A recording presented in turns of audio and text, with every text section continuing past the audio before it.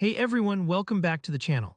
Today I'll be walking you through a super practical skill that can save you a ton of time and bring real organization to your business or side hustle. How to create a purchase order using Google Sheets. By the end of this tutorial, you'll know exactly how to make a purchase order that looks professional, is easy to update, and helps you keep track of important details all for free right in your browser. Let's dive in and get you set up. First things first, we need to open Google Sheets. Go ahead and head over to the main Google Sheets page.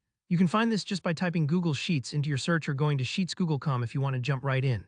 Once you're here, you'll see a big plus sign for a blank spreadsheet, but today let's save ourselves some time and use one of Google's ready-made templates specifically built for purchase orders. Take a look up at the top right of the screen. You'll see a button labeled Template Gallery. Click on that and it'll drop down a whole set of template options. These templates are genuinely useful. Think of them like a starter kit with all the common fields and formatting already done for you. Scroll down a bit until you spot the one labeled Purchase Order. If you're new to templates, don't worry. Just click and it opens like any regular spreadsheet, but with a bunch of helpful features built in. Now that you've opened the purchase order template, this is where you can start personalizing it. At the top, you'll notice spots to fill out your company information, things like your company name, address, phone number, invoice date, PO number, and shipping date. It might seem like a lot, but every one of these details serves a real purpose.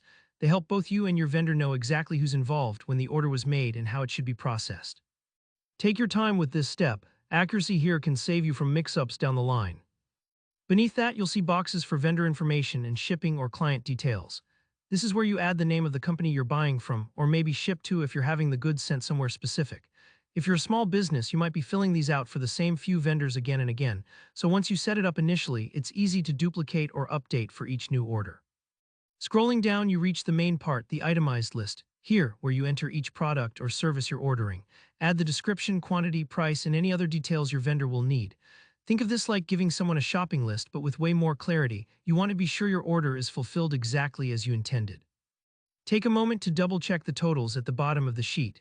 Google's template usually has formulas preset to automatically sum up your order, which is a fantastic way to reduce mistakes, no more calculator fumbles or manual addition.